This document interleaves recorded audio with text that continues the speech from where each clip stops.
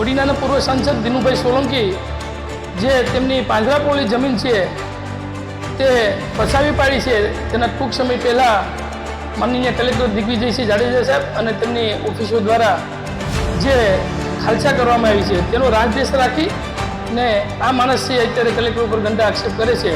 આ માણસે તેમના મળતી અધિકારીઓ પાસે તાપ દબાણ વંશમાં લાવી એટલે ખૂબ મોટી મિલકતો 2 નંબરની બનાવેલી છે ને પોતે ચોર કોટવાલે દંડે તેવી અખત્યાર નીતિ જો કરતા હોય તો આપના મીડિયાના માધ્યમથી હું એ કહેવા માગું છું કે ગીર સોમનાથ જિલ્લાના કલેક્ટર ગાયકવાડ સરકારથી અત્યાર સુધીની કામગીરીમાં અમે આવા કલેક્ટર ક્યારેય જોયા નથી કે જોશું નહીં એવી અમારી આસ્થા છે।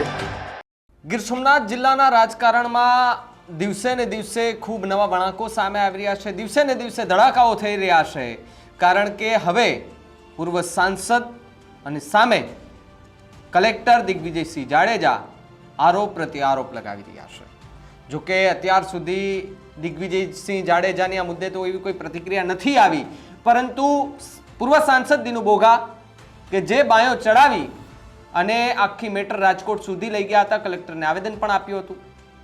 દિનુ બોઘા સોલંકી એ કલેક્ટર સામે સવાલો ઊભા કરી રહ્યા છે, પરંતુ દિનુ બોઘા સોલંકી સામે પણ હવે સવાલો ઊભા થયા છે અને સવાલો ઊભા કરનાર કોઈ નહીં, આમ તો પોતાના પક્ષના જ લોકો છે।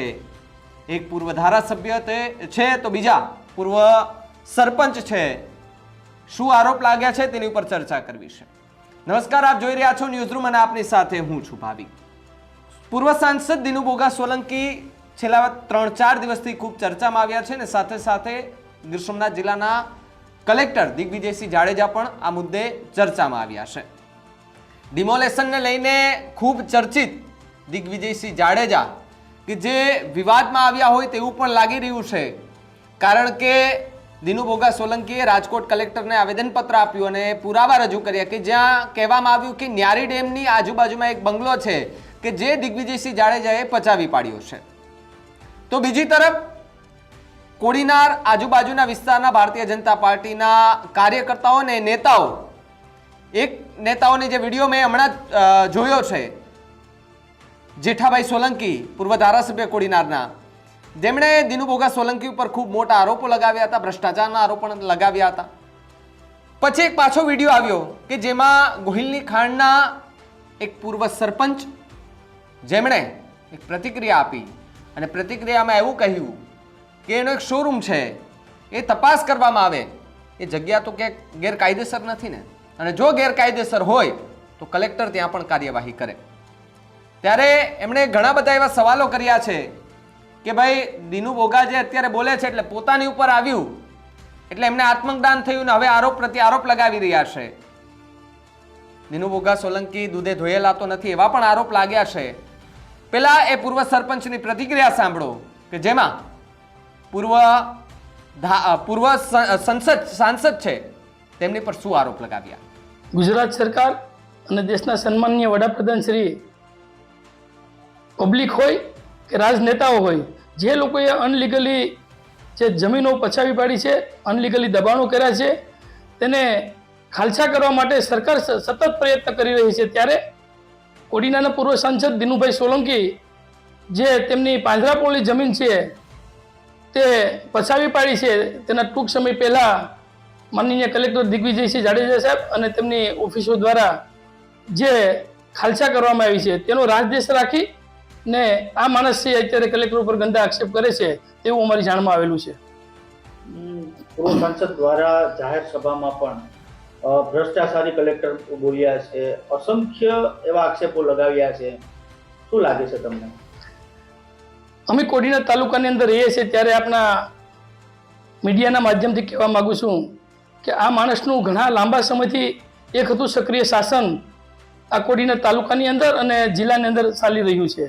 આ માણસે તેમના મળતી અધિકારીઓ પાસે તાપ દબાણ વંશમાં લાવી અને ખૂબ મોટી મિલકતો 2 નંબરની બનાવેલી છે ને પોતે ચોર કોટવાલે દંડે તેવી અખત્યાર નીતિ જો કરતા હોય તો આપના મીડિયાના માધ્યમથી હું એ કહેવા માગું છું કે ગીર સોમનાથ જિલ્લાના કલેક્ટર ગાયકવાડ સરકારથી અત્યાર સુધીની કામગીરીમાં અમે આવા કલેક્ટર ક્યારેય જોયા નથી ને જોશું નહીં એવી અમારી આસ્થા છે।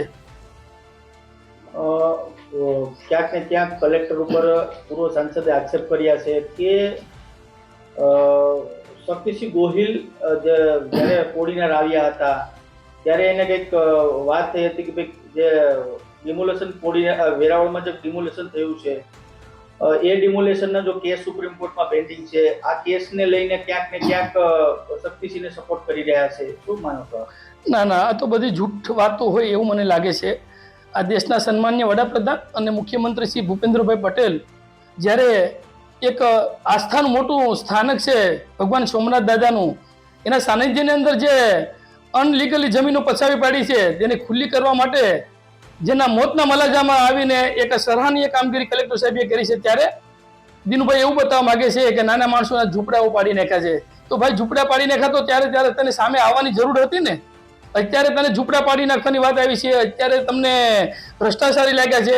તો સાહેબ તો ઘણા સમયથી ગીર સોમનાથ જિલ્લાની અંદર ફરજ બજાવે છે, તો રાતોરાત તમને ભ્રષ્ટાચારી કેમ થઈ ગયા? આ તો માત્ર ને માત્ર પોતાના વ્યક્તિગત ઘર ઉપર ઘા આવ્યો છે એટલે કલેક્ટરને બદનામ કરે છે તેવી અમારું માનવું છે. કારણ કે પોતાની મિલકત ખાલસા કરી છે, એ કરોડો રૂપિયાની જમીનની અંદર અહીંયા અનલીગલી રીતે આંબાઓ નાખી અને પસાવી પડી છે, જેમાં સરકારની લાખ છે, જેમાં સરાહનીય કામગીરી કલેક્ટર સાહેબ કરે છે, જેની વ્યથાથી આ માણસ આંકડો બાકડો થયો છે. ક્યાંક ને ક્યાંક પૂર્વ સાંસદ દ્વારા એવું પણ કહેવામાં આવ્યું છે કે મારી અને કલેક્ટરની આંતરિક લડાઈ છે અને હું તેમાં કલેક્ટરની બદલી થાય અથવા રિટાયર થાય ત્યાં સુધી હું લડત લડવાનો છું, એવા પણ પૂર્વ સાંસદે આક્ષેપ કર્યા છે. શું માનો છો? આ દેશની અંદર વ્યક્તિએ પોતાના હક માટે લડવું એનો સ્વતંત્ર અધિકાર છે, એમાં આપણે ના ન પાડી શકીએ. તો પૂર્વ સાંસદ કોઈના પર આંગળી એક સિંધતા પહેલા પોતાના સામે કેટલી આંગળી છે એ વિચારી લેવું જોઈએ. આ કોડીનારના પૂર્વ ધારાસભ્ય અને જુનાગઢના પૂર્વ સાંસદ દિનુભાઈ બોગાભાઈ સોલંકી દ્વારા કેટલી 2 નંબરની સંપત્તિ બનાવી છે.